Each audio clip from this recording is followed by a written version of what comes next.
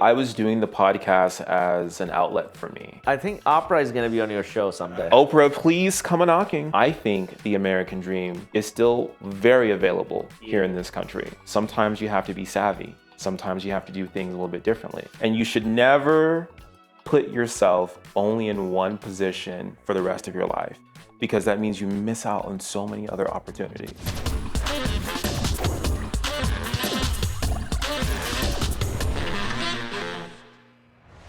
Welcome to the Tom Style Show. Thank you, folks. Thank you for joining us. We really appreciate the support. We are in Los Angeles, and we got a big star. This is the man. Oh my God, the Kenny James Show. He has a podcast that's wildly popular with entrepreneurs, young people, people starting business. He's a motivational speaker. He's into fashion, and you cannot believe this. He is running a tech company to connect people, like-minded people, and he has a few tools. His company Qylo, that from QR codes to link in the bio, a couple of the tools he has are very, very useful. A lot of us create companies for the sake of creating it, but making it useful, big deal. And I gotta give it to Kenny.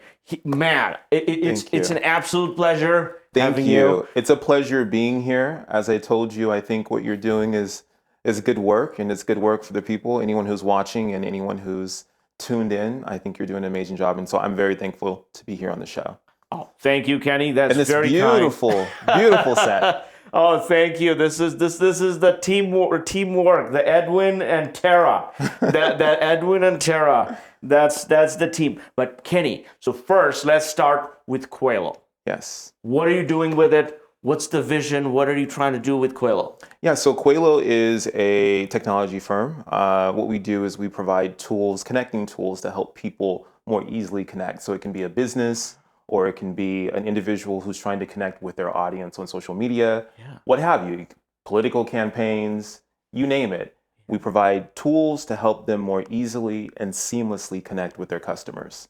So as an example, we have QR codes, we have link in bio pages that you can create, link management services so you can upload files or images, convert it into a link, and then password protected, add sensitive content data. You could do a whole lot of things with our platform. And we have even more than that. So more tools available. So yeah, so ultimately, I think what's important for me is really connecting with people. Yeah. A lot of that comes from me losing a lot of my family members, whether they just passed away, my grandmother, my mom died from colon cancer, which is very preventable. My grandmother from just old age, but my aunt was an executive at Pepsi Cola. She taught me everything that I know in the business space, and she passed away, unfortunately, from a heart attack, and then a sister in a car accident. So I've got a lot that I hold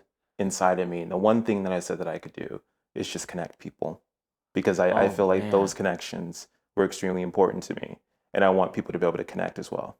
Oh, thank you. What you're doing and the passion you put in. And that's the thing that stood out to me.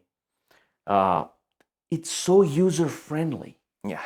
The beautiful website. Thank you. And that kind of blends in with your personality, with your vibe, right? The expression very nicely presenting something. Yes, thank you. Right? So are you the creative director for Qylo?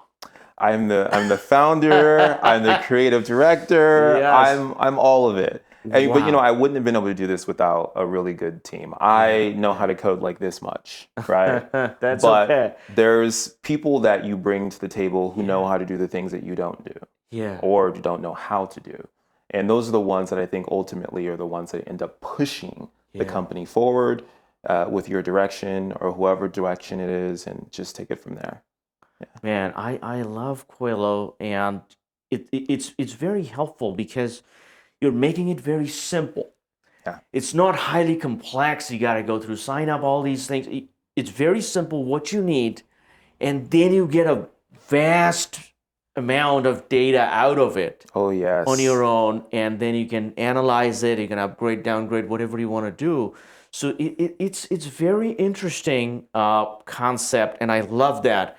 Thank Now, you. that's not just the only thing you do. No, it's not. You got a famous podcast, The Kenny James Show. Thank you. Yes. From Rihanna to the Housewives of Atlanta. Yes. Phaedra Parks. But most importantly for me, it's about going back to the connection, right? Yeah. If I can communicate with people and ask them questions about what it was or what it is that they do in their life and how other people can benefit from that, that's extremely important for me.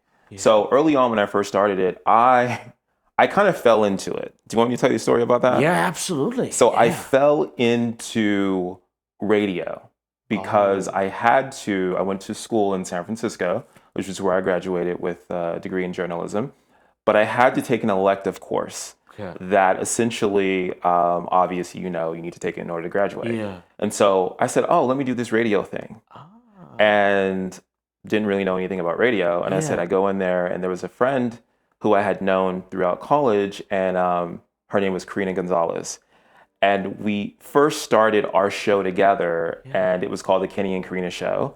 And and so this was like an hour-long radio show that we would do, just both her and I. Yeah. And it would just be broadcast around the radio's airwaves for the school.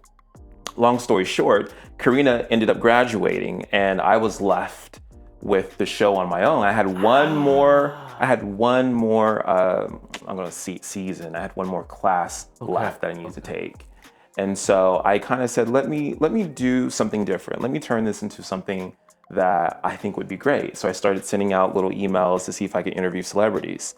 And one of the very first ones at the time was Sweet Brown. I don't know if you guys remember her. I looked her up. Sweet Brown. I do remember now. She said, ain't nobody got time for that. So I sent an email, because she was blowing up at that time. And I sent an email. They said, sure, Sweet Brown, would love to be on your show. And then it just spiraled from there. From Sweet Brown to the Housewives of Atlanta, Phaedra Parks, to Fantasia Barrino, to Dr. Robin Smith. And I just kept it going. And Wow, that's fascinating. Yeah. So it started from school, and you made it a real thing out of it. Yeah.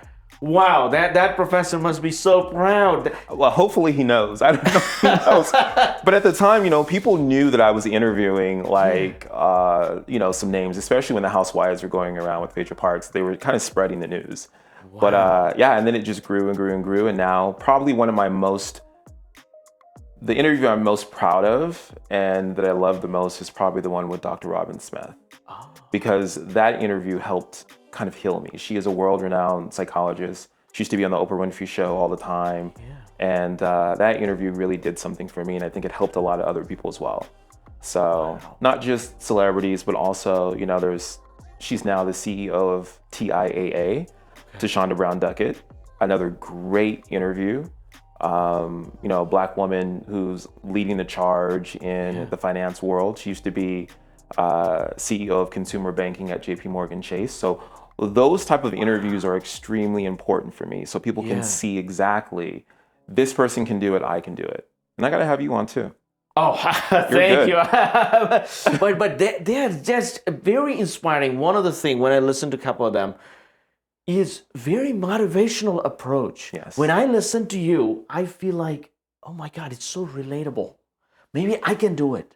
Maybe I don't know anything about consumer banking. Maybe I don't know anything about that particular topic that person is talking about, but you make it very relatable. It didn't start out that way. It started out with me just wanting to communicate and talk to people, ultimately. Yeah. And then I started to see what if I tweak this? What if I tweak that? And I add this here and I add that there. How can we help people in this fashion? So, you'll get some business, you'll get a little mixture of maybe entertainment that you like, but always I draw back to that one thing of how can people who are looking to level up in life, how can they do it? How did you do it? How can they pull little bits and pieces from what you're saying that will help them later on in the future? And that was the goal for me to really push forward with that, to that mindset. A lot of the things, I love interviews. I listen to a lot of people, and one of the people I listen to is David Rubenstein. Oh yes, You're I from- watch all the time. Oh, you? Oh, Yeah. oh, wow! You and I have a lot in common. Yeah. I never thought you'd say that. But Yeah, I watch all the time. I love the one that he did with Oprah though. Oh, Oprah, yeah, Oprah has something special for me. well, So yeah, but he's done a lot of great people, and I watch his Yeah. show all the time. Oprah Yeah. actually went to Stephen Colbert and gave out you got the ticket. You Oh, know, yeah. like a couple of days ago. For the color purple. Yeah, for the color purple. And man, you were also involved in a lot of other things also, that from government to media. Yeah, I used to work in government, so obviously my background is in journalism, but I worked for Fox, a local Fox affiliate in San Francisco, KTVU, Channel 2 News. Wow. My very first start, but prior to that, I used to work, I think I started volunteering actually in Sacramento it was called KVIE. It was a PBS affiliate, and I wanted to do something so bad in media where I started working for free. And here's the point. For the people who are listening, if there's anything that you want to do, the number one thing that I would certainly say is to focus on what value you can add to people. Yeah. And if you can give something for free to someone that adds value, then I think they're going to open up their purview to see what they can do for you. And it's not always an exchange, right? Yeah. But most of the time, doing something for free, I think, is extremely important because it gives you the ability to learn and to understand things differently. And that's what I did at QVIE. I was the teleprompter boy. They would do live pledge drives. Yeah. And I would go in and I would operate the teleprompter. So if anyone messed up, it was my fault. But that's how I got my start in media. And then I just transitioned from there and ended up going into Fox and then Clear Channel, which is now iHeartMedia. And the list goes on and on and on. So journalism, then you're doing the radio, you're doing the, all these other shows. And then did you jump into tech or? Government. Then you went to government. I worked for the city and county of San Francisco. So did you work for the mayor of the London Bridge? Yes, London Bridge, yes. And she won. She did win, yeah.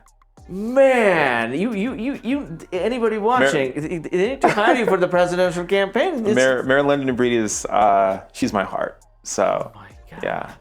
But at the city and county of San Francisco, it was a fun time working there. Yeah. The people that I worked with, I really enjoyed. Ultimately, I learned a lot. Let me tell you, I was in a position where I was kind of responsible for assisting with a lot of different departments, right? And I never knew what a side sewer trap was. I never knew what how buses and trains would operate. Yeah. I got the ability to learn all of that and then some, including working with the Treasury and Tax Department. So that was kind of like one of my entryways into a little bit more into tech. Yeah. Because obviously we oversaw and regulated business licenses and regulatory licenses and all those things. And so a little bit of finance, a little bit of technology. Wow. A little bit of technology. And, government was fun. Yeah. Yeah. I loved it. It was fun. What I see is you're not afraid to jump into new things. You're always exploring new things, the curiosity in you. Oh, yeah. Right? My grandmother told me, she used to say, when you get older, you want to live a life of exploration. And if you're not living a life of exploration, what kind of life are you living? And you should never put yourself only in one position for the rest of your life, because that means you miss out on so many other opportunities. My grandmother was my number one cheerleader. And when I tell you, my grandfather and her, they were entrepreneurs at heart. Even though she was a former educator, my grandfather really was the one to kind of like pave the way for entrepreneurship.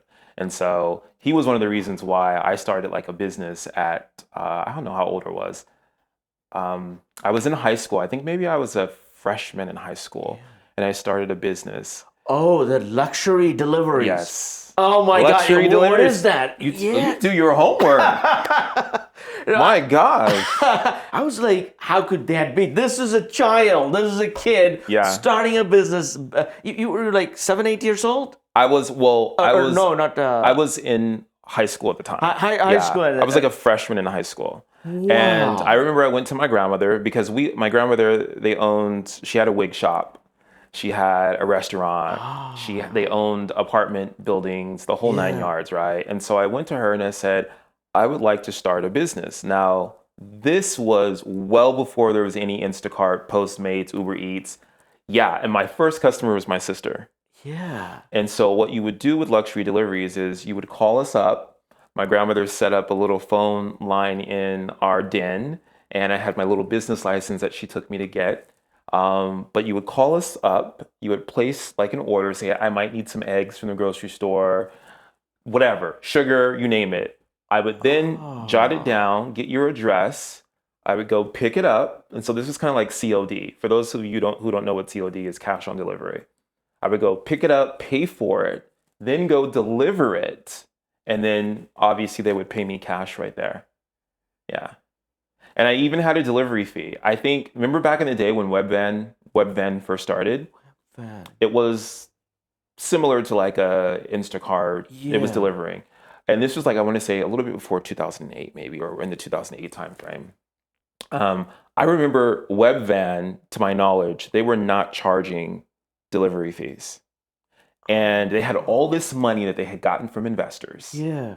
And I think I heard a story about someone saying that you could order a Snickers bar.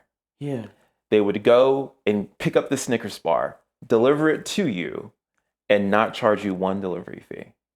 Unfortunately, they ended up meeting their demise. But early on for me, I was charging delivery fees. Wow. Yes. I charged my sister a $4.32 delivery fee to go and pick up her groceries on top of the price it was to obviously pay for the groceries and everything. That's so creative. And you came up with that as a high school student. I did. And that's without even knowing the Postmates, the Instacart, the DoorDash groceries. It was well before. I was too early. I think had I kept that idea and maybe implemented it a little bit later, I think I would have had something really big on my hands.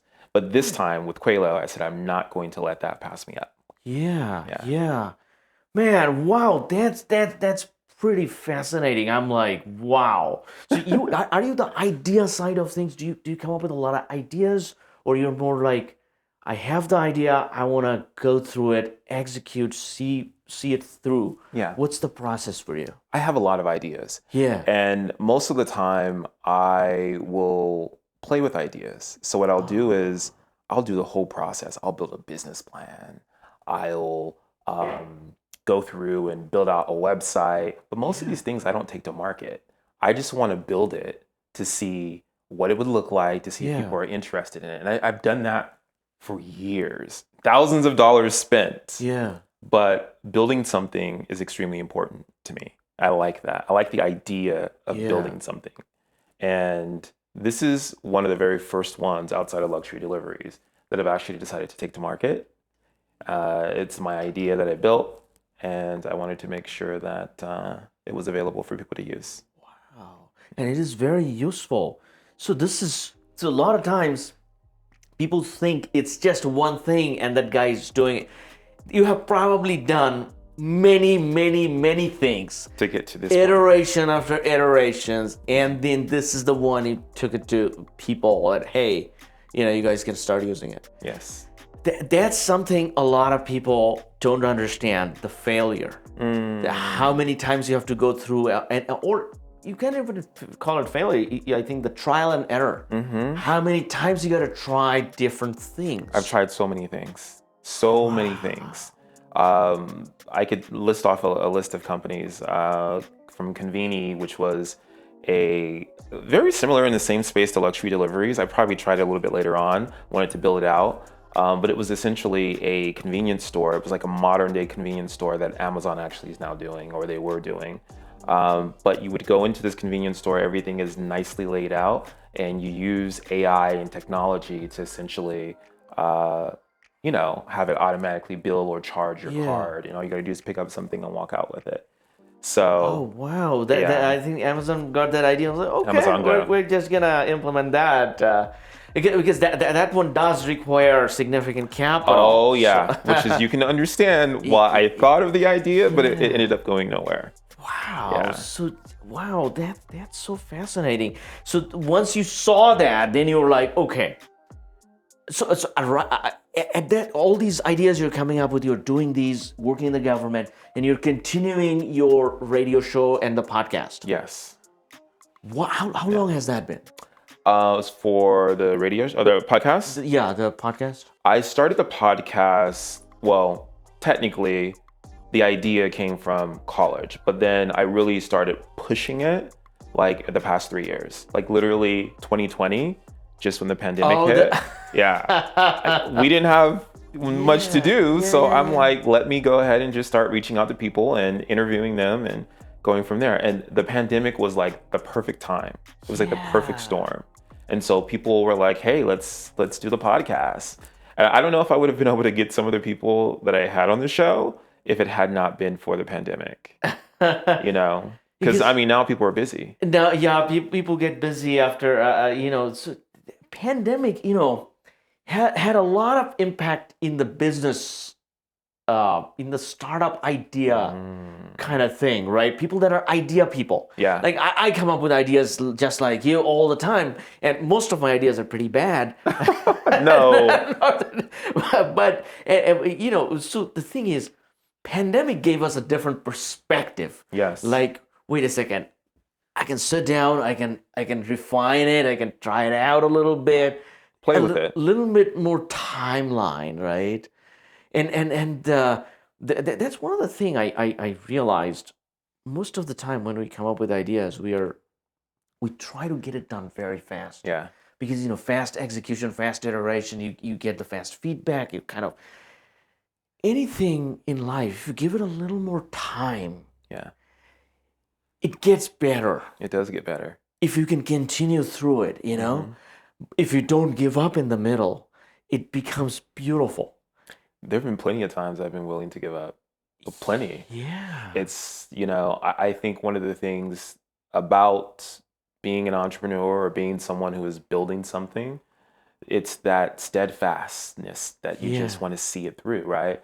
But I think a lot of the reasons people want to give up is because once they either build a product or they take a product to market, no one's using it. And then they say, I have spent all of this time to build out this product or build out this service, and now what do I do? Yeah. Right? Yeah. I've posted about it on Instagram. I've made TikTok videos. I've told my family and friends, and no one is using it. Yeah. That is when people are like, I'm going to give up. Yeah. But what you have to do is you have to continue to promote it. You have to continue to execute. You have to continue to talk about it. You have to continue to add elements to it that's going to make it better. You have to continue to be everything that you wanted that product or that service to be. Yeah. And so that's one of the things that I hold deeply. Do you think when I built Qylo that it just poof out of nowhere, people started using it? No. I had to make sure that people understood what it was. Yeah. People knew what they could do with it. And people understood mainly that this was a platform where they could connect to other people quickly and easily with their products, their services, or whatever. Yeah. So that's one of the things I would leave with people. Do not give up because your product, your service depends on you to execute it. That's really important. That you made me completely speechless. I was thinking about that. It's true.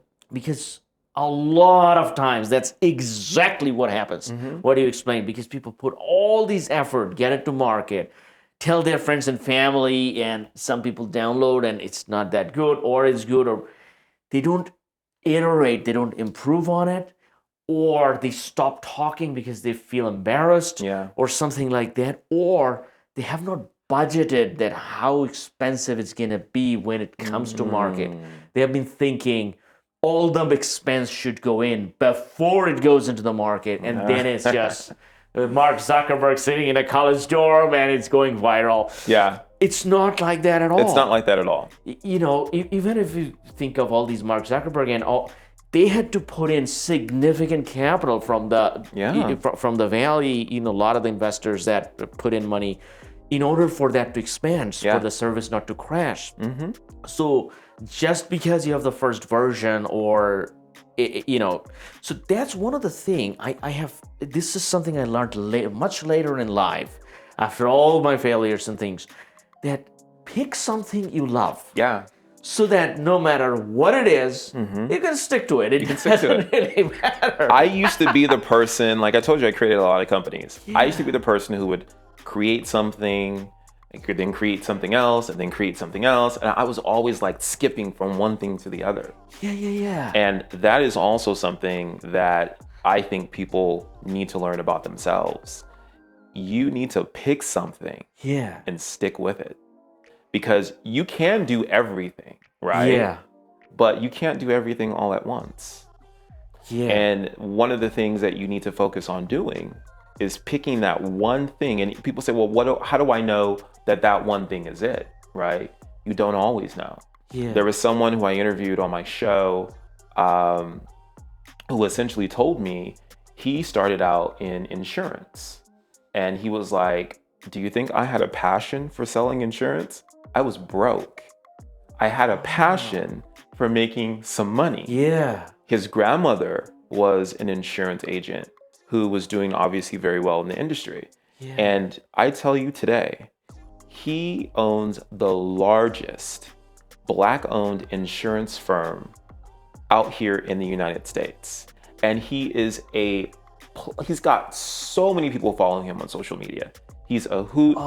He's good energy. But the point that I'm mentioning that is because he said he was not passionate about insurance. Yeah. So he had to pick one thing and stick to it. But he was passionate about making money, and he made being an insurance agent, being an insurance owner, as far as business-wise, he made it his thing. He made it his passion. And now he's living his life, and he's very successful. Yeah. Oh my God, I gotta tell you this story. It happened to me in my own life. Yeah.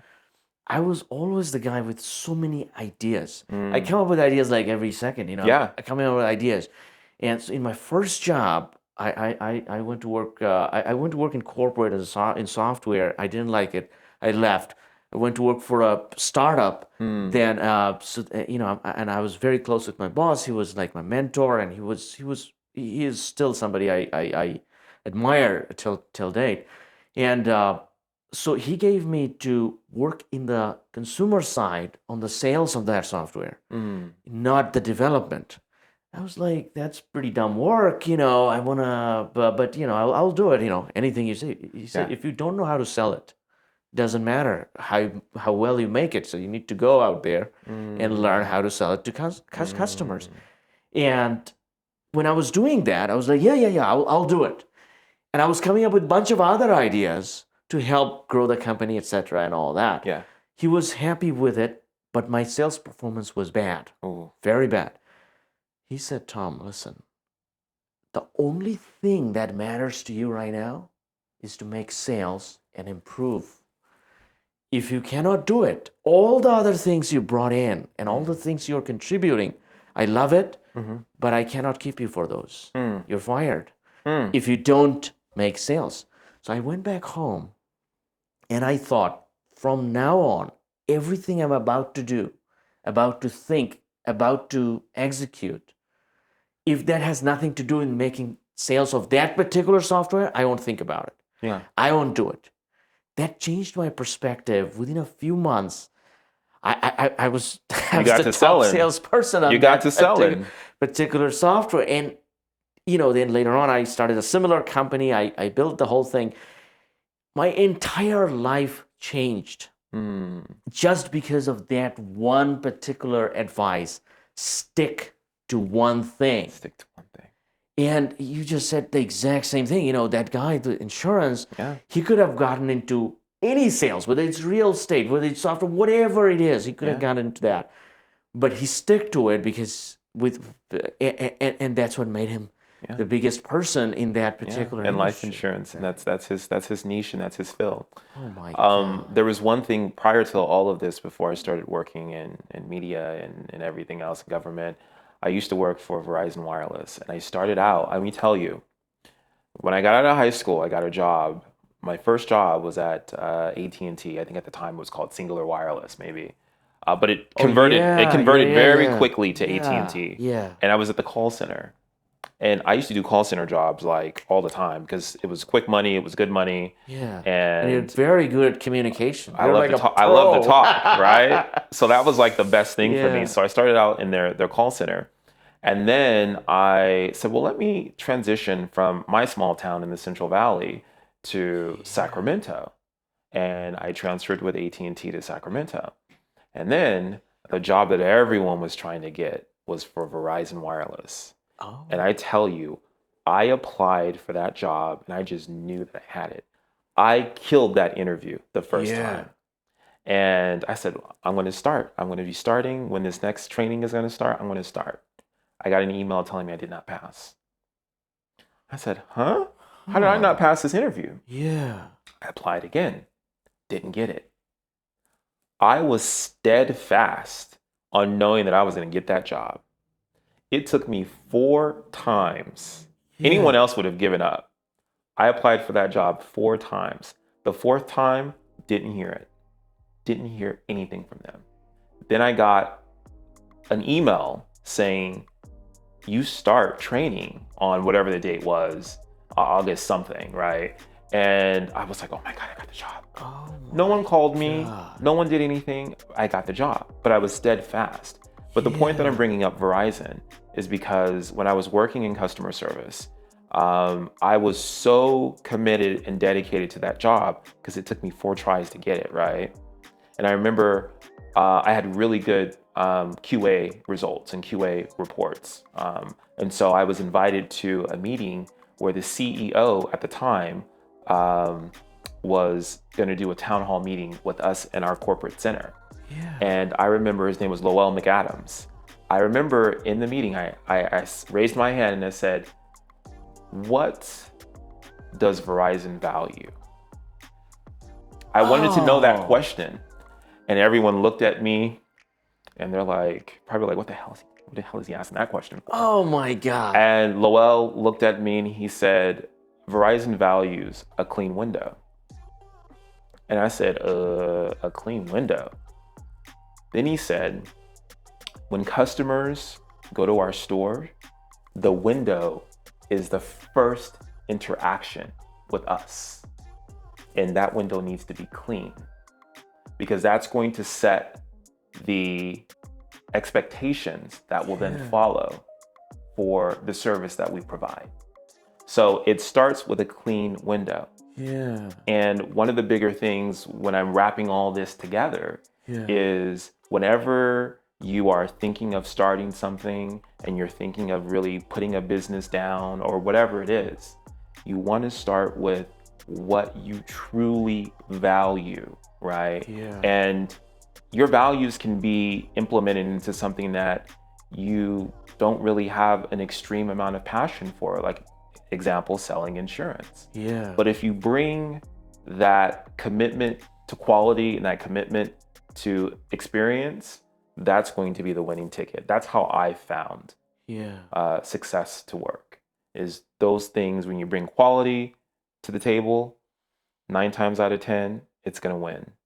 And so, you know, everything that we're talking about today, I think is spot on. A lot of the nuggets you're giving out, a lot of the nuggets. Because I remember all of those things that these extremely important people who I thought at the time, I'm sitting in a room with the CEO of Verizon Wireless, and I'm like, let me ask him a question. Wow. I didn't know that all these years later, 10, 12, 13, however many years later, I was going to be doing something completely different. And that was going to be one of the catalysts that I actually implemented into our mission values, our core values. You know, as Verizon would call it, they would call it their credo.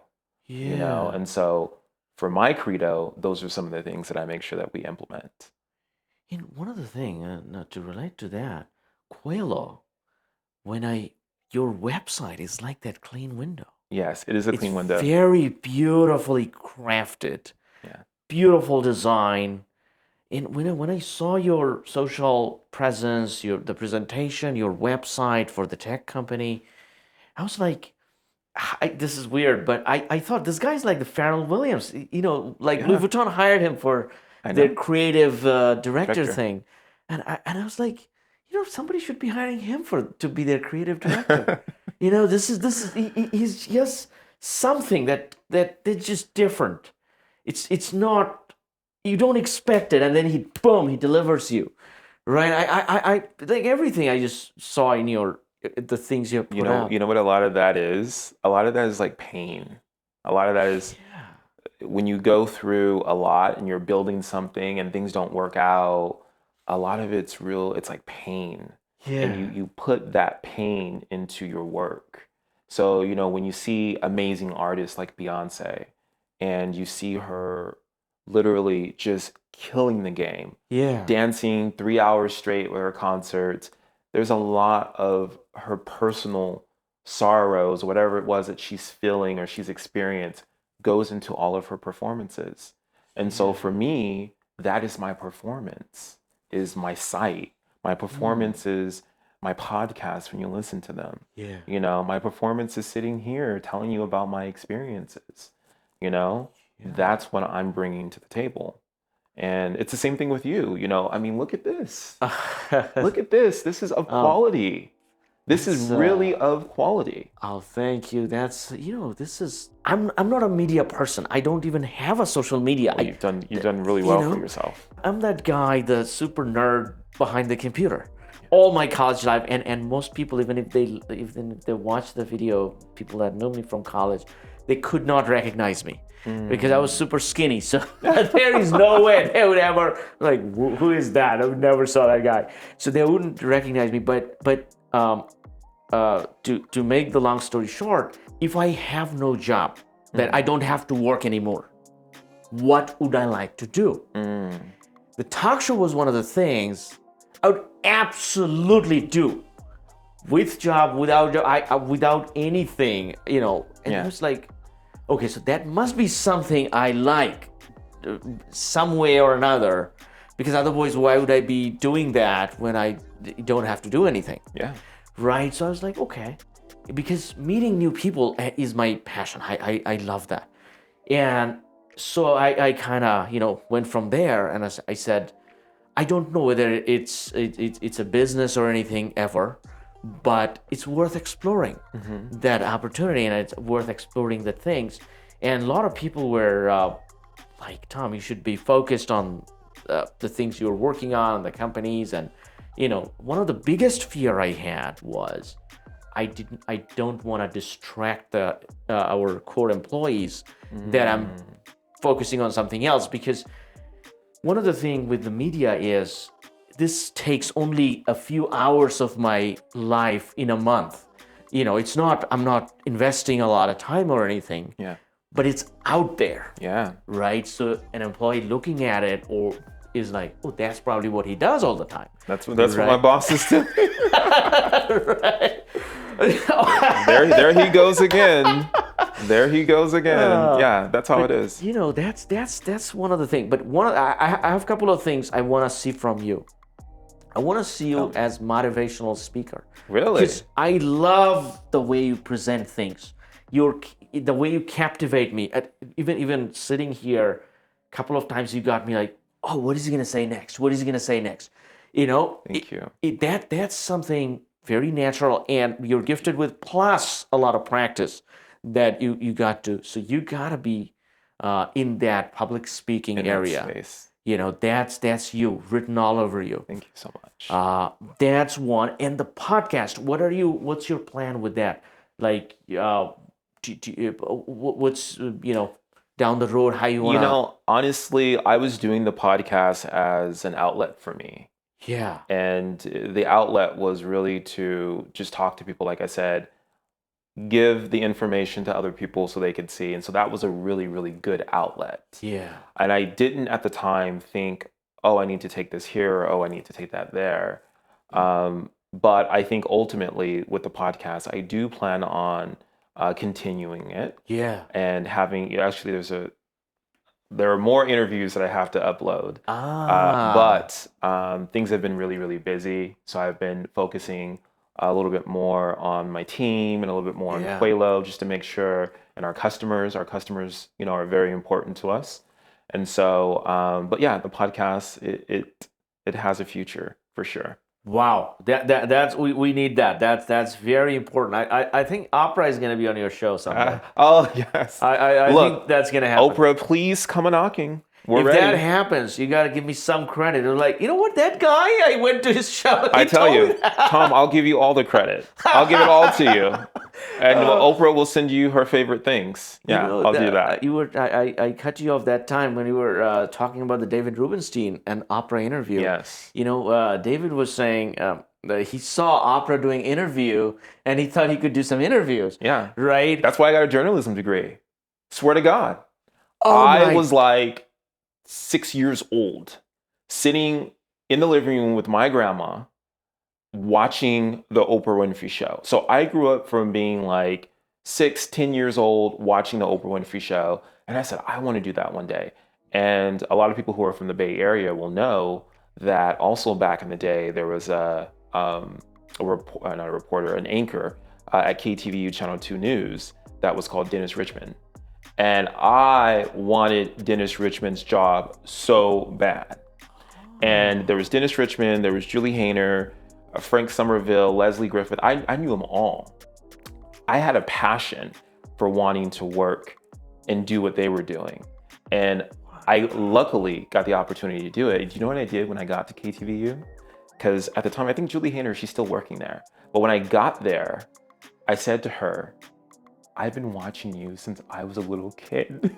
And she looks at me and she says, she goes, that's amazing. I don't know whether or not I should say thank you or whether or not I should say that I'm really old. But Wow. it's stuff like that. So I will give all the credit to you when Oprah is on the show or whenever I'm with Oprah. It doesn't matter. I'll give you the credit for sure. Oh, thank you. So this is man. So one of the thing talking to you, you're very close with your grandmother. Yes. And the family. Yeah. A lot of times we don't put enough importance to family, how it builds us. Mm-hmm. All the things that are within us, we start to think, oh, I came up with that, or this happened, that happened. Yeah. But how family influences us. Can you tell us a little bit more from your perspective? Oh, gosh. Let's see, where do I start? My grandmother, she was probably the largest influence. She was a woman who was very classy. My grandmother, she would always step out looking her best. She was a woman who was very smart. She was very calculated. She was very tactful. She was someone who knew exactly what to do, when to do it. And so a lot of those things I learned from my grandma, but you know what the number one thing I learned from my grandmother was? It was giving back when you have. My grandma was very philanthropic. Yeah. She would give so much. She would give the shirt off her back to anyone, whether she knew you or not. And so a lot of the reasons why I think I got into a lot of things that I got into, including government, is because my grandmother would take me. She used to work for the polls in her spare time. And whenever there were elections, she would wake up at 4 a.m. and I would go with her to the school and they would set up these voting booths. Yeah. And they would be there all day, her and her friends, because that was a civic duty for her. And when I saw all of those things that my grandmother was doing, that made me say, I think I can do that and then some. So, I volunteer a lot. I try to give my time. I try to make sure that people are able to feel what I felt from my grandmother, even though she's no longer with me. As far as physically here, my grandmother really had a lot of influence on what I do today. So, and then of course, my mom, my dad just had a birthday. He's 70 years old, which is crazy. And I think about like, dang, my dad's 70. He still looks 50 though. Yeah. So he looks great. But just the knowing like, geez, my dad's getting old. Yeah. And, he was a man that was always working out, a very good, keen sense of business. My dad as well. And, I got a lot of that from them. So my mom would never step out. She was always wearing high heels. I tell people my mom would wear high heels to the grocery store if she could. So, it's things like that really influenced me. another thing. You gotta, why don't you take your show in front of camera? I thought about doing that. You're like natural, like perfect. Thank you. I thought about doing that, but I think for me, I still have that notion of wanting to do it. Yeah. I just need to find like the right equipment. I'm not really a big equipment guy. Yeah. So I'm like lacking in that department. I probably need to, I don't know. I don't have a team either to do it for me. I know You have a team. young. You have a great team. Yeah, that's because with age comes some resources. With resources comes a young team. Yeah. And I think it's going to take you a little longer once your tech company kind of grows up. Yeah. Because that's another thing. You don't want to go into too many things at once, and then your focus is all over the place. Yeah. And what we talked about, that focusing on one thing. So that's one of the reasons why I haven't started. This could be down the road. Yeah. One other thing, because you're completely natural. Or anybody watching this show would be, they see you, they're like, before that guy starts his own, we got to get him in. Bring me in. So Thank you. That's so you got the media thing covered. And podcast you want to continue. This is your outlet. The tech company. Yeah. What's next? Yeah. So how I envision Qylo in the future. I've always been into robotics, right? My favorite movie was iRobot with Will Smith. When I tell you, and so what Elon Musk is also doing, I'm dialed in 150%. But I've always been into like robots, right? And so how I envision Qylo is essentially being a company that, I don't know, maybe we can provide some sort of holographic type of personalized services. So connecting you, going back to that connection, right? Yeah. Connecting you with people who've either passed on or connecting you more personally with people who are still here in the space, but it's more of an interactive experience. And then, like I said, robotics is extremely important to me. Having a connection with somehow robots in the future. It's a lot of different things I've been thinking about. A lot of you have broad imagination. Very much so. Very broad. And you're connecting all that. And the company is also about connecting, right? So it's connecting people, businesses, and and the good thing is, a lot of people, when they think of it, these are very abstract ideas. So then they start getting all over the place. A friend of mine is a lawyer, very successful, but he very broad systems thinker. So his ideas are all over, very broad. That's not easily implementable. No, it's not. It's sure implementable if you're sitting like Jeff Bezos or Elon Musk. Oh yeah, sure, go ahead, no problem. But for startups, that's very difficult to. But the place where you started is very interesting. The small tools that are very useful for regular everyday use. Yeah, people don't understand how important it is to connect with your customers. Yeah. So being able to use, and I think one of the things is people don't really understand how to use the product sometime, but you can use QR codes for anything. Let me just give you an example. If we're in here and you have Wi-Fi available, I can scan a QR code and it will automatically connect me to your Wi-Fi. You know what I mean? Yeah. If I am looking to get directions, like I was coming here, I can scan a QR code, and if someone includes a link for the directions in there, once I scan that, it's going to give me the directions. One of the things that a lot of people are using on our platform that I didn't even think that this was going to be one of the things that they were using, but we have one that's called events, right? And so this has seen a 1,500% increase in usage over the past 30 days because people are figuring out that this is something I can use for events, weddings, birthday parties, whatever type of event that you're having. So essentially what you do is when you create an account, you put your information into this event, right? You can create this event form. And then once you put your information in there and you save it, it turns it into a link. You can convert that link with one click into a QR code, or you can just leave it as a link and send it out to people. But as soon as they click on the link or they scan the QR code, All of that information that you put into the event, which is the direction, the date, the time, all of that will instantly download to whatever device that they're on. And all they have to do is click save. So you never have to worry about anyone saying, oh, I forgot to save the date. None of that. It's very seamless and it's very easy. I probably made it a little bit more complicated, but it's very easy. It's very, very simple and easy. And so a lot of our competitors, people always say, how are you different from your competitors, right? Yeah. And that's something that I think is important for people to understand. How do you differentiate yourself from your competitors? Well, how we do it is we're an all-inclusive platform. So we have all of these tools in one section. You get data and analytics. We also have safety and security tools to where if you happen to see a QR code at a restaurant and you're not sure if you should be using it, or if you see a link somewhere, you can copy that link, you can paste it into one of our secure platforms, and our software will search to see if this link is safe for you to click on. So we've got a lot of different tools that are available for people to use.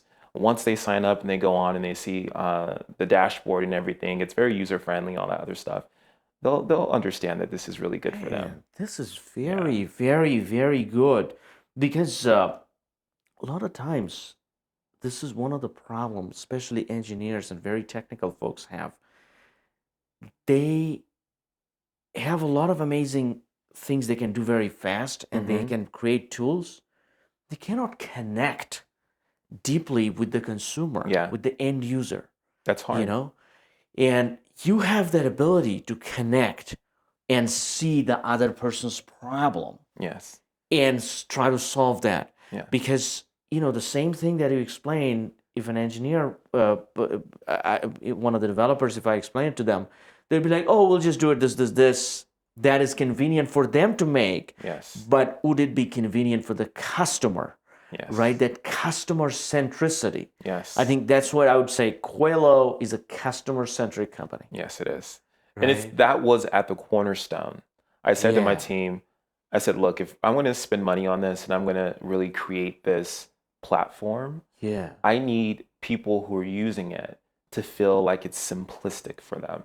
I need for them to feel like this is something that they are going to get their money's worth, their usage worth, whatever, right? Yeah. And I was not willing to settle for anything less. I wanted everything to be with the customer in mind. Yeah. Doesn't matter if you're a large corporation, you're a small business, you're an individual. I wanted it to be customer centric and customer focused. You know what Amazon, Jeff Bezos always talks about? You know about the chair, right? When they're having these meetings, they have an empty chair sitting there at the table, because that represents the customer in every single meeting that they have. Yeah. So all of these things I got here. Yeah. I'm thinking about it. Watching all of these shows. Yeah. With these, some of my favorite. I'm just going to tell you this. Some of my favorite podcasts that are audio are Business Wars, Business Movers, How I Built This with Guy Raz. Like, all of those are my favorite to listen to when I'm actually driving, because if people were to spend more time listening, then I think ultimately down the line, they would be able to build something a lot bigger and better and greater. So listening is key. Listening to the customer, listening to the employees, listening to, the customer centricity. The problem is with one of the things in terms of putting the team together, right? Building the team. Like, how did you find the like-minded people that would focus on the customer? That was hard. Yeah. That was really, really hard. And the reason it was so hard is because people have to also be able to see your vision. Yeah. But you have to be able to execute your vision for people to see it. Yeah. 9 times out of 10, you can have the perfect idea, you can have the perfect company, you can have the perfect product, but if the idea isn't executed and the people who are helping build it, they don't understand what it really is, you're going nowhere, and you're going nowhere fast, and you're going to spend a lot of money, and things are just going to be hectic, right? So what I had to do, and don't think like it was a one day interviewing people and then everything was peaches and cream. Yeah. I went through at least 15 to 20 different engineers, people would tell me, oh, I can do that. And then once they start working on the project, no, you can't do that. I'm seeing that your work is not sufficient for this project. So, sometimes you're going to have to go through it in order to really get a solid team of people who understand your vision and know exactly what to do. So I am fortunate I found that. You can find them in many different ways. I think, once again, going back to connecting, you can connect with people in certain groups. You can go to events that are being had. Sometimes people say, well, I don't have much, I don't have any money, or I don't have any sort of social capital where, I know people who are doing things. Then you have to seek it out. There is social media. I can't tell you how many people who I've DM'd to ask questions and they responded and said, sure, I'll give you my time, or sure, whatever, right? You have to be willing to put in the work. And you have to be willing to sometimes sit alone and look uncomfortable. You have to sometimes sit alone and look like you don't know what you're doing. But all of those things lead to a positive outcome. Building something is very lonely. Oh, yeah. And stressful. So your day-to-day, that must be, you're like workaholic. I sometimes don't go to bed until like 4 a.m. Like last night, I would think I was up until like maybe 3 a.m.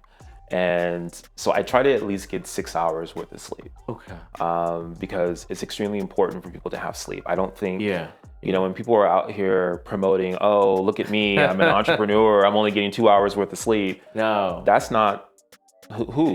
Why are you doing that? You know what I mean? So get as much sleep as you possibly can, because in order for this to function and in order for your body and everything else to maintain its bodiness, you need to be able to get rest, and you need to eat well. I changed my diet. I work out. I go to the gym. You are big in working out. Yeah. So how many times per week? I at least go to the gym 6 times a week. 6 times a week you're at the gym. Yeah. Minimum, if I don't hit my 6, I'm minimum 4. Wow. And how long do you stay at the gym? I typically do it for an hour. 1 hour weightlifting? Combination. I do cardio, I will lift weights. So it just depends. For me, doing cardio and running, it actually really helps clear my mind. Oh. And so people talk about how sometimes their mind is just racing. And I think for me, working out actually does an amazing thing for clearing your mind. Some people do meditation. In the mornings when I wake up, I do sit in my bed for about a good 5 minutes, and I don't do anything. I don't look at the phone. I don't do anything. I just sit there, close my eyes, and I become one with my space. Then I get up and do the normal things. You shower, brush your teeth, do all that stuff, eat breakfast, and after that, then I have a list of things that I know that I need to complete. I used to be a person who used to keep my list in my head, right?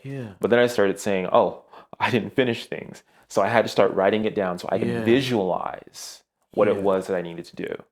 And that helped me immensely. So my day's pretty hectic. I can wake up, like I said, at, I don't know, maybe 8 a.m., 7 a.m. Sometimes if I'm not up really late, it'll be 6 a.m. But most of the times it's 8 a.m. and I'm probably up from 8 a.m. until maybe 2, 3 a.m. Oh, yeah. And the whole day. So do you get your workout done in the beginning or? Depends. Or the end of the day? It depends. Sometimes, and I know that I need to focus on, I had a friend that said, Kenny, I think you should focus on putting your workout at a specific point in time. So I'm going to do it in the daytime, or I'm going to do it in the morning or the afternoon. I haven't yet quite done that yet. I put my workout in whenever I know that I can, but I make sure that my workout is there. Most of the times I like to work out earlier in the day, but if I'm busy, if I have meetings, if I have phone calls, obviously it's going to have to wait, right? Especially depending on how important those are, especially because we're a company that's scaling, we're growing. I want to make sure that I'm there to facilitate those things, So sometimes it'll be at night. When I used to work for the city and county and government, I would always go at night. or early morning. So I would be at the gym at 4 a.m., you know? So it just depends. So a lot of the things we talked about, and I learned a lot of the things. One of the things I'm still thinking. What's that? That, do you have any interest to go into government down the road? Running for any office down the road? Let me say this. Government has always been a passion. Yeah. I'm a person for the people. I really am. I have worked on a variety of different campaigns, including the Barack Obama campaign back when I was very early on. I was young. Wow. I saw the vision and I said, maybe I can do something with that. And I don't know if a lot of people know, but he was Kevin Johnson is his name. He used to be the mayor of Sacramento. He was also a former NBA player. And at the time, many years ago, back in 2000, I think it was like 2008, just before Barack Obama became president, I did a speech on the Capitol steps in Sacramento. And I had the vision in my mind that I wanted to do this speech for young people to get them motivated to vote. And I remember calling up the chair of his regional chair at the time for Sacramento. And I said, hey, I want to do this rally. And I remember she said to me, who are you, first off? And what rally are you looking to do? And you're going to need at least $1 million worth of insurance in order to do a rally on the Capitol steps. And I said, oh, well, I guess I don't have none of that. So long story short, after some time, we ended up getting it working, and Kevin Johnson actually showed up. He was running for mayor at the time, and we were both on the podium together, and he said to me, he said, one day you're going to be something great. I can see it. I can see it. And so in my heart, yes, I might want to run for a mayor of some city. I might want to run for governor. Who knows? But politics are definitely something that I'm very interested in. It's gotten so hairy nowadays. Yeah. It's no longer the politics that my grandmother and my grandfather used to be able to experience. Politics it's crazy now. But who knows? We'll see. You know, now politics is just going an insanity. That's nowadays. But people like you, if you guys come in and, oh my God, I think it's gonna get. Oh wow! And I can see it. I can see it like. You can see me. But it's just happening. So I think a couple of the things we touched on, that all of those would be happening. One is I think you're going to be on TV a lot. You're going to be, people see you a lot. And that would, I think, accelerate your access to the political world a bit. And I think that's happening, man. Thank you. I cannot believe I am so fortunate to sit down with you. I'm fortunate to sit with you. I mean, my gosh. Wow, this is you are the future of California. So thank you. You're gonna solve a lot of the problems California is facing, and I think you're the right fit for the job. You got the tech, you got the media, you got the government, combo, all the things, and you still manage to work out 6 days a week. I'm like, okay. I mean, every day is not as hard hitting as, the last. Like sometimes when I get a workout in, it's, maybe 80%. It's not 100%. And some days it's 50%. Some days it's 30. But the point is, I think if I can go and I can get in that space and get through the door, then it's going to be a good day. I'm going to get a good workout, regardless of how hard I work out. As long as I'm there and I'm getting my heart rate up. One of the things I used many ideas, but persistence is one of your core things. Yes. That's all in you. The persistence is, I think, a lot of the times we say, oh, not today, or oh, maybe tomorrow, or this, or this one too hard, maybe do the other one. And you're persistent in whatever the pursuit you're trying to do. The persistence. I've seen what not being persistent is like. And I didn't like it. And so I said, well, let me see what being persistent is like. And I said, I think I'll stick with this one. No, that's terrific, man. So Kenny James. Kenny James that's also like a name that everyone says that. I'm like, wait a second, Kenny James? Really? How can you forget the name? Yeah. Once it's in, you cannot forget it. You can see it on billboards. You can see like, okay, Kenny James. The Kenny James show, the Kenny James this. I don't know where that name came from, really. I mean, I know where it comes from. Like my father, he is Kenny James. My brother is also Kenny James. So there's two more that are older than I am, but we're the only two. So we're the only three. How many siblings do you have? Oh my gosh. I have a blended family. So if I were to count, this is really bad that I have to count. Because that's a good thing because it's too many. There's 10 sisters. Oh my God. And 2 brothers. Oh, only 2 of you and 10. Well, I have 2 additional brothers, so there's total 3 boys. Total, okay. Yeah, so we're a blended family. So my mother, I'm the only son from my mother. Okay. And then I have 3 other sisters from my mom. One of the important things in this country, we need the family.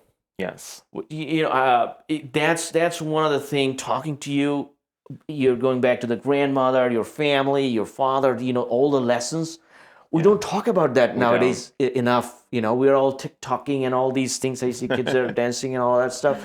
But that's so important. That's so fundamental. It is fundamental, right? Yeah. And so you bring up the family values in your work and things like that. Man, I'm just prepping you, just giving you some of the nuggets so before your political campaign begins. But it's gonna come very soon. It's coming. Yeah. It's coming. I like I said, I love government. I love people. Yeah. I love making sure that I think government should be the solution to a lot of the problems that we're having today. Yes. Homelessness. We should not have a space where people, if they want a home, where they're not able to afford a home, rents are increasing. There's a lot of different things going on. Healthcare is really big. Healthcare is so important. In this country, I really believe we should have universal healthcare. There should be no reason why we don't have that. I was listening to Guy Raz. He was interviewing, I can't think of his name, but there's this guy who created this company that essentially does full body scans. You may have heard Kim Kardashian has done it. Yeah. And so essentially they will... Is it the Forward? I think GoForward.com or something like that. Might be it. Right? I think that might be it. So when he was saying everyone could get 2 full body scans for like $60 billion a year that the government could essentially fund, we're spending a lot more than $60 billion a year on healthcare. Right? Yeah. Let's talk to the tune of the hundreds of billions of dollars. Yeah. Why aren't we taking these preventative steps? That's extremely important. And this is what people like you and I and him who are in the space of technology, who can think about something and say, this is what we should be doing to help our fellow human beings. Yeah. You know what I mean? So those are if I were to run, those are some of the things that I'm going to run on. I'm going to run on making sure that people have a livable wage. Yes. I think if you create a company and yes, you can be as prosperous as Jeff Bezos, but I do think that you need to make sure that the people who are at the bottom level, who are really sustaining the company, need to be treated with equal and fairness, and they need to be paid a livable wage. Oh my God, I'll so vote for you. That's that. You just touched all the points. I'm the homelessness, the healthcare. Yeah. I have made money from healthcare industry, doing tech for the healthcare companies, and I know how much they waste for absolutely no reason whatsoever. Okay. And a lot can be fixed because instead of them wasting it, that can be diverted into preventative healthcare, which you just brought in. So that's win-win for both sides. Yeah. Instead of waiting for the guy to get sick, because it's more money. It just costs more, and then it's more from the taxpayer. You get what I'm saying? It's more from the. And when you become the governor of California, you gotta do one thing. What's that? You gotta make less regulation for small startups. I agree with that. And one proposal, which I always think small companies less than 50 people, California should take out payroll taxes for those employers. Altogether. Because what happens is when we say take out payroll taxes, we're like, oh, Google and Apple take out their. Yeah. Are you crazy? No.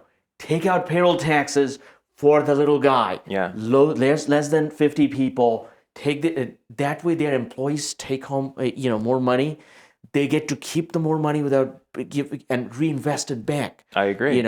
So that they don't open up shops in Florida and Texas and then come back running it here and remote and blah, blah, blah. Yeah, let's keep the money in California. But more importantly, let's keep the money in America. You know what I mean? I feel like small businesses are the heart of this country.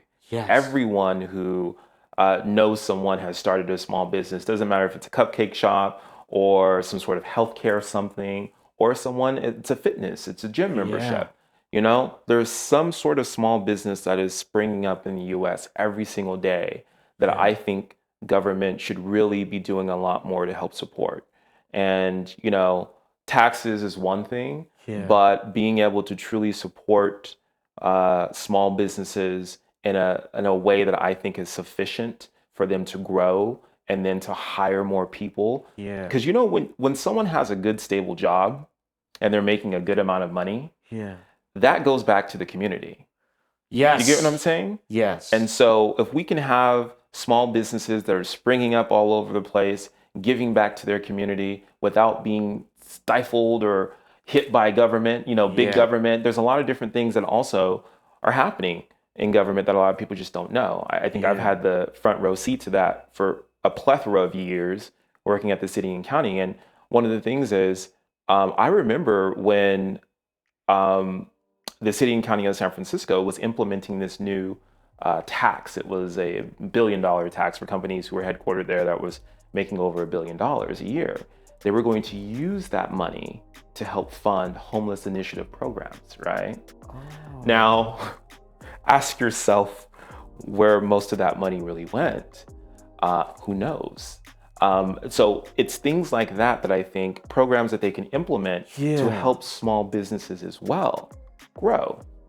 You take a little bit from the larger ones who are doing very well. Apple's doing really good. Yes. They don't need any assistance. Yes. But they have their mechanisms for how they're able to save money on their taxes, right? Yes. So many different ways. All the big companies do. It's in order to access those. A lot of times people come to me. They say, you can take advantage of these tax loopholes and this and that. I'm like, listen, there are levels. Mm-hmm. If you're not in that level, thinking about tax loophole is probably not your best idea. You can really think about expansion and get to that level. So there are a lot of these, and once you get to that level, it comes with the territory. It does. Because then you have the accountants, they're going to bring in the tax consultants and all the things that comes with it. So I think this is very important, because in this country, one other thing we kind of go, the small businesses that might go on the right side, or the big government that might go on the left. We got to think. No, it's all of us. You are starting a small business. I started a small business. The guy next door. It's all of us. We all do that. We should not be thinking that way. Yeah. Right. And if we can keep the money in California, keep the money in America, by giving the small employers more incentive. Yes. And shielding them from a lot of regulations, because they don't have. If IRS comes after them, they're dead. They cannot fight back. It's hard. But if IRS comes after the big ones, IRS is actually afraid. Yeah. They might not be able to fight back. And a lot of times that's the case. They just don't admit it. They just say, we moved on to another different case. Yes. But the small guy, it's easy. Easy picking. Right? Yeah. And so we need to protect the small businesses. And a lot of times, we have made the loans very difficult in this country, especially the big banks. They don't give out loans. They have all these regulations. The thing is, and they want all the perfect documentation. I was just talking to somebody the other day, and that person, she was applying for loans and things like that, and they want the perfect documentation. I'm like, you know who has the perfect documentation? The guy who has over 500 employees. Yes. He has absolutely perfect documentation. He does. So is that the guy we're focusing on? Or, you know, if we want perfect documentation from you, you should not be thinking about that because you're starting out. Yeah. You should be thinking about the customer, what the customer wants. How can I give a little more service? Not how my tax returns are absolutely perfect. Not how am I showing things on the balance sheet. That's not your concern at all. Yes. Right? I agree. I agree. I wholeheartedly agree. And I think also, you know, it's so hard for certain people setting aside businesses with banking, right? Let's talk about like the space of venture capitalists and venture capitalist funding, right? I think it was 1% of people who are Black or African American who receive venture capitalist funding.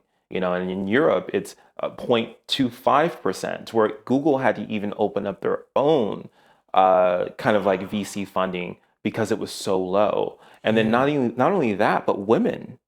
You know, and then there are people who are gay, and you know, so it's just the LGBTQ community. Yeah, there's a lot of stuff, right? And I know some people say, "Oh, well, how are we going to really do all of that?" Right? How we do all of it is really focusing in on what we know we can provide to who we can provide, right? And making it an even playing field. Because just because you're a woman, or just because you might happen to be gay, or just because you have to be a person of color, doesn't mean that your idea or the business that you're starting is less than, you know? You know, people that don't think the way you were explaining, they're missing out so much. So much. And trust me, this is my personal experience. I hired from one of the LGBTQ one employee long time ago. I did not know anything that whether he's going to succeed. He brought in things and ideas that's just so different than the way others were thinking, I was thinking, because you were not in your own thought process. But if you don't know the other inputs, you don't know. You know what they call that? Diversity, equity, and inclusion. Diversity, equity, and inclusion. And today, he's not today, long time ago, before the pandemic, I sent him to run one of our states entirely. He hired all the people there in the organization. And he's still running that. And I was like, how in the world? What have I missed? If I did not hire that guy, I would have missed out everything. You would have missed out on a lot. Right? Yeah. You gave him the opportunity that he needed. Wow. And sometimes people just need the opportunity. You know, that's the opportunity is sometimes, that's something. How do we make that happen? Incentivize the employers, especially the small ones. Yeah. You know, if we can incentivize them to hire, to do DEI more, if we can incentivize them to, to reach out and not just, because then the media goes in, oh, DEI, this, that, they have their own narrative, each side, right? But they need to listen to these case studies, real people, how everything changed in their life because of, I did not seek out DEI. It's not, I was like, he was the best candidate I found at that time. He happened to be in the LGBTQ community, but how that changed my career, and the company. It's just insane to me. But generally, probably I don't go around and say that because, keeping company secrets. And otherwise, they were like, hey, what's that guy's name, by the way? Let me call him up. No, we all understand what you really mean. Right. Yes. So it's a lot of times I think we need to present these case studies. Yeah. And like the software companies, they say, oh, how these companies saved 30%, blah, blah, blah. The case studies of diversity. Equity and inclusion is so important. A lot of the times, and this is something I talk too much, but I'm bringing up because you are going to be the next political person, and a lot of the times, now that we have kind of animosity with China, anytime anything comes, oh, we are against it. Some of the most wonderful people I have met from China. One of the problem is, since we have these narratives, they kind of completely cover themselves. They don't open themselves up. Yeah. If you take the time to spend the time with them, sit down, spend a few hours, just get to know them, you'd be amazed how much you can learn. So alike. This is like, they are as capitalistic as we are. They are just as similar as we are in so many ways. And their thought process is exactly the way. But they don't open up. They are very, they don't like to open up. And we don't try because we might offend something. We're just too worried. But if both sides, if we just open ourselves up, and you'd meet some really amazing people. Yeah. And we are very fortunate to be in this country. Very much so. And sometimes we don't appreciate it enough. You know. I think a lot of people, because there's a lot going on. Yeah. America is, to me, one of the greatest countries out there, period. Yeah. And the reason that is because not only are we diverse, but this country has a history of being the first for a lot, that's good, and the first for a lot, that's bad. But also at the same time, one thing that I think this country truly has a strong hold on, as we want to relate it to business, is the fact that whenever someone is creating something or whenever someone is doing something, there are opportunities available for you in this country, despite who or what you are, for you to make it. And I think a lot of people often ask that question of, is the American dream still available? Is it something that will still apply to me? And I say, yeah. Unfortunately, the American dream is oftentimes looking very different than how it looked for my grandparents. Yes. But it's still available. Some people say, well, they found their American dream in Mexico, right? Where they've gone over to Mexico and they've started a business. They've taken an idea from the United States and they've gone over to Mexico and they've started a business. So for them, they're like, yeah, my American dream is now here in Mexico. Yeah. But I think the American dream is still very available here in this country. Sometimes you have to be savvy. Sometimes you have to do things a little bit differently. Sometimes it's going to require a little bit of research, or maybe something that's a little bit different. Maybe you connecting more with people. Yeah. It's not going to be as easy as it was back in the day. But depending on what you're doing, I think it's available. And, you and I both sit here today as reasons why that dream is still very much so alive. Very much alive. The sad part about it is it's hard for people who are working everyday jobs that are not entrepreneurs. Yeah. Hard for them to buy a home for their family. Hard for them to pay rent. I mean, food prices are astronomical. Yeah. Through the roof at the grocery stores. So this is where I always say, and I lead back to that point, it's time for government to step in. Yes. And government to do what government is supposed to do to take care of their people. Yes. Man, you said so many beautiful things. We gotta leave it there. So we'll leave it there. I really, really want to see your show being very successful. Thank you. I want to see your tech company very successful. Thank you. Once you release new things, come over back in. Anytime you want to come in, it's all yours. I'll fly down immediately. I'm like, okay, let me come down immediately. So, and when you're Silicon Valley, we are there as well. I'm always in the Bay Area, so I would love to. Oh my God. And last but not the least, we want to see you in the political landscape, in the government. You could do so many amazing things with your ideas, experience, maturity at such a young age. It's just you're like perfection in the making. It's fantastic. Thank you. It means a lot. And so, folks, please, Kenny James. How do they find you? Instagram. You're very active. I'm Sir Kenny J on Instagram. So SirKenny, the letter J. And you can reach us at Qylo.com. No. Qylo.io. Qylo.io. Qylo.io. Yes. All right, Kenny. Okay, this is to get you a little more relaxed.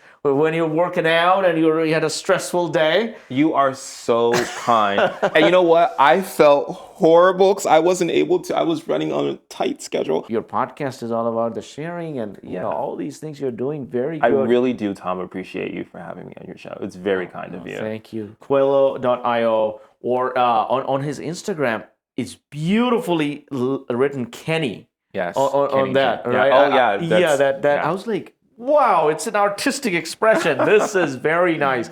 But folks, reach out to him, reach out to his company, you know, try out his product, give him ideas, talk to him. We're always open to ideas. So if you have it, send it our way. This is absolutely my pleasure, Kenny. My pleasure, Tom. Thank you so much for coming in. Thank you so much for having me. And come back in. And folks, do subscribe.